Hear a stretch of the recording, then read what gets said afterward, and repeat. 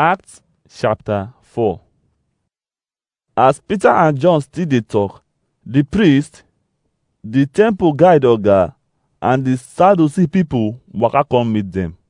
Dem dey vex because Peter and John dey teach the people say na only through Jesus Christ people go fit wake up from death. So dem arrest dem put for prison till the next day because night don reach. But people wey hear wetin dem talk come believe Jesus Christ, and the people wey believe reach 5,000. The next day, all the rulers, elders and lawyers come gather go Jerusalem.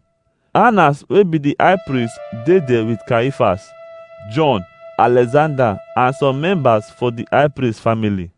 Dem drag Peter and John enter their center come begin ask dem, who give una power to do these things? Na which person name una dey use so? Peter, wey the Holy Spirit dey use well well, come answer, Our rulers and elders, na because of the good way we do for this person wey no well, na him make una dey question us today say how this man take well? My people and the oga dem for Israel, make una know say Jesus Christ wey come from Nazareth, the person wey una kill and God raise am from death, na him name make this man wey una dey see so well. This Jesus Christ, the good stone wey una throway, God don make am the main pillar wey dey hold the house. And na in power God dey use save people, because for the whole world, e no get any other name wey get power to save people like Jesus Christ own. the oga dem surprise when dem see how Peter and John take talk even though dem no go school. So dem come know say dis na the people wey don follow Jesus Christ waka. And as dem see say the man wey God heal stand there with Peter and John, dem no fit deny wetin happen. So dem say make Peter and John comot for where dem dey. Then dem begin ask each other, wetin we go do about dis people?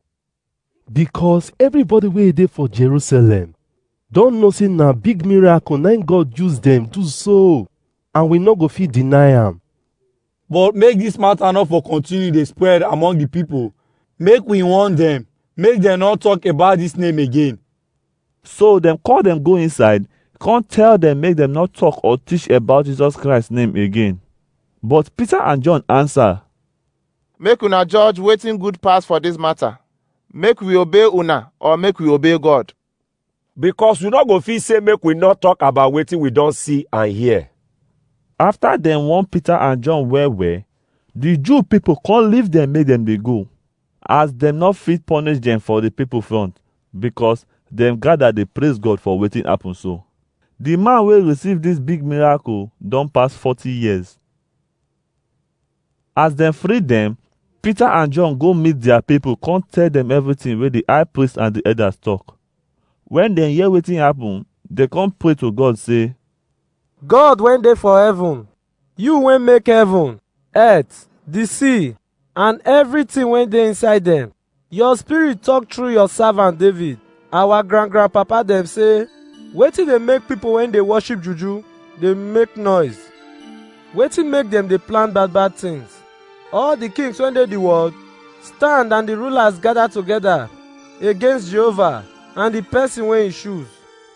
True, Herod, Pontius Pilate, Israel people, and those wey no be Jew come gather for the turn against Jesus Christ, your holy servant wey you choose. And dem dey do wetin you don already plan say go happen.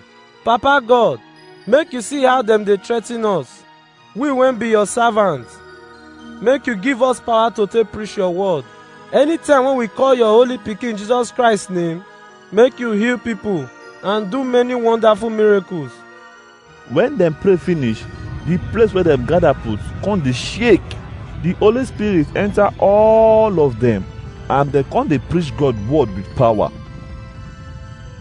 All the people wey believe Jesus Christ come dey do things together with one mind, and nobody say he go use wetin he get for himself alone. So dem come dey share their property together. With God power, the apostles come dey bear witness say Jesus Christ wake up from death, and God favour come dey show for their life well well. Nobody among them suffer, because the rich people among them wey get land and house dey sell their property and bring the money wey dem sell come give the apostles make dem keep am, so that dem go give am to anybody to take buy wetin e want. So Joseph wey come from Levi tribe and wey the apostles dey call Barnabas, wey mean person wey dey encourage people, and im own town na Cyprus, sell one land wey e get come give the money to the apostles make everybody use.